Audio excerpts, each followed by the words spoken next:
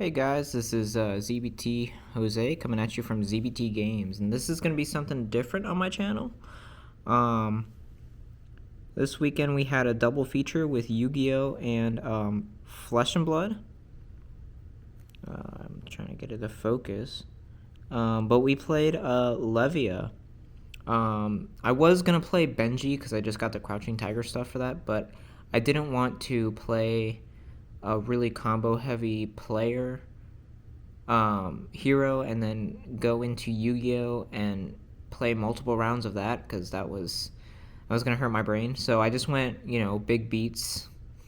Levy's really cool.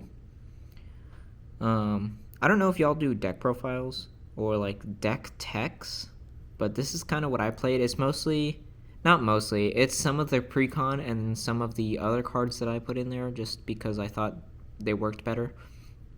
But this is Levia.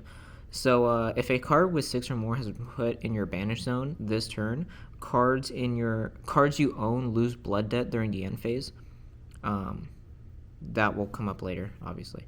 And with her is her weapon, the Ravenous Meat Axe. This card's cool. It fuels your graveyard for your big attacks. You kind of want to play this mid-rangey. So for the first few turns, you want to block with the hand. Keep like a yellow or a red to pitch for your meat axe, and then discard, draw and discard a random card to give this +2, which is what this does. To just fuel your graveyard for your big attacks, like Boneyard Marauder or whatever. But yeah, this is kind of like a mid-rangey deck. It's pretty cool. It doesn't involve too much thought. Unless you're getting Frostbite token, and then, yeah. Ironhide Helm. I would play something else if I had something else, but this is kind of budget, so, yeah, Ironhide Helm, Ironhide Plate, the Goliath Gauntlet. This card comes with the structure deck, and it's actually really good. It gives your cards go again. Yeah. So, yeah. Hooves of the Shadow Beast. This card's really cool. Ironically, alright, so I got 4th with this deck at Flesh and Blood. And, ironically, I never really used these except to, block. I felt like the hands that I had were, I didn't really need it. But, your Null Rune stuff, obviously you gotta have it for those pesky arcane damage. So now we got what we got. We got Boneyard Marauder. We got 2 red Boneyard Marauder and 2 blue Boneyard Marauder. Ideally, you want to max out on 6 attack cards and play very little less than 6 attack cards. So Boneyard Marauder is pretty good. As an additional cost to it, you banish 3 from your graveyard, and it has blood debt. So at the end phase, you'll take damage equal to the number of cards with blood debt that you have in your banish pile. But with Levia, obviously, if you banish a 6 or higher attack card, you lose blood debt. So for the early game, obviously, you want to have no cards in your banish pile.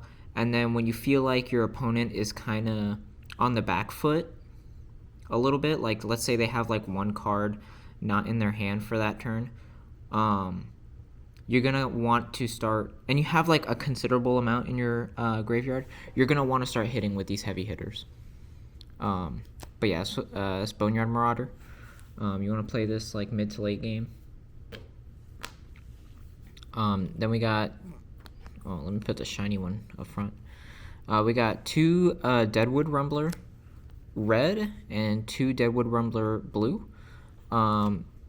It's a 3 cost, and this one's 8 attack and this one's 6 attack. So this is probably the best card to have because your blue and your red are very high attack, which makes banishing them a lot better. But yeah, obviously this is kind of like a mid game card, so, you know, as these would be late games, because these are banishing. This one just draws a card, then discards.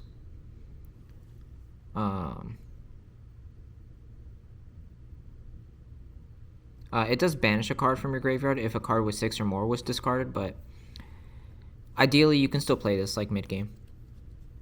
It also has Blood Debt, so I think almost every card in here has Blood Debt, except for like a few of them. We got Hungering Slaughter Beast.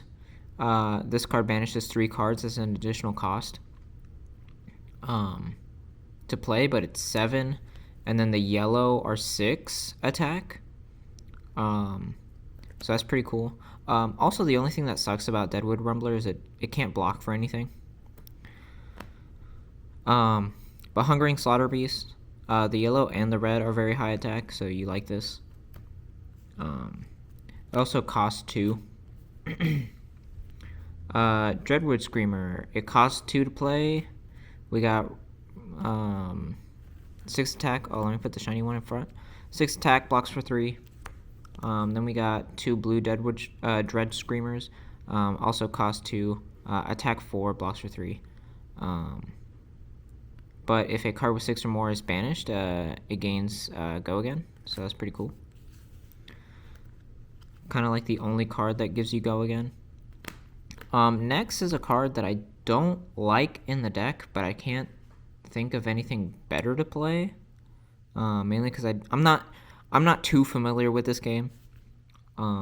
This is kind of like what I made as a Yu-Gi-Oh player, just trying to up consistency for this deck. So please excuse me. But 2 Underworldly Bellow red and 2 Underworldly Bellow blue. I don't like this card because it doesn't have any attack, and it banishes 3 to give your next brute attack +2, and it has Go Again. It costs 1 though, so it's kind of awkward. Like, this card's very awkward. It doesn't kind of accelerate your gameplay all that much, and it kind of puts you behind if you have this and nothing afterwards. Because obviously you want to set this up before a really big attack. But sometimes it's just not in the cards for you. So I'm probably going to cut this for something else. I don't know what, but we'll see.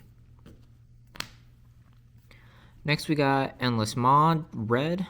Cost 3. 6 attack, 3 defense. As an additional cost, you banish 3. If a card with 6 or more is banished, it gains +3, so that's pretty good. You can pair this with Underworldly Bellow, but I don't know, it's up to you. This card's really good, obviously. I'm used to trying to like explain why it's really good, but obviously I'm not that familiar with this game, so. Next we got Graveling Growl.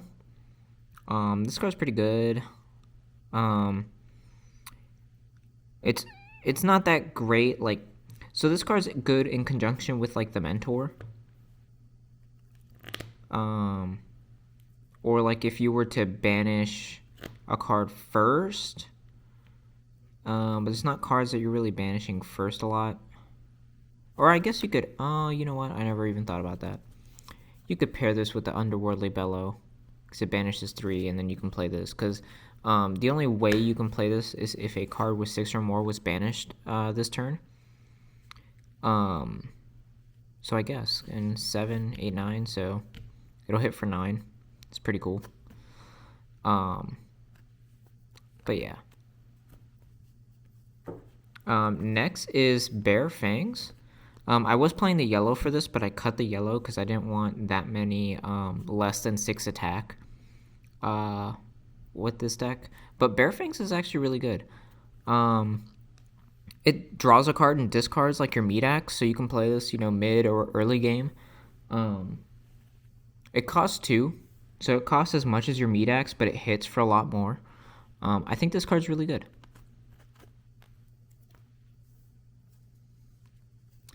Next we got 2 Pound for Pound.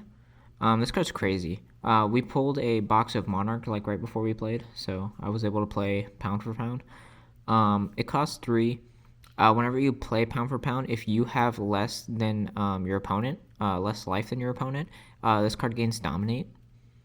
If you pair this with the Lady of Barthamont, and you're ahead in life, this card still gets dominate if you banish a 6 or higher off the top of your deck. So that's pretty cool. I like that card a lot. Rally the Vanguard. I really like this card, actually. I was playing the red, and I think it's the blue, but the blue only has 4 attack. I really like this at red, just to have it as a defense reaction. Defense card that's also an attack card. It blocks for 2, and then you can discard a card and make it block for 5, which is really cool, and then attacks for 6. It only costs 2, which is crazy. I think that card's super good. Next, a card that really underperformed.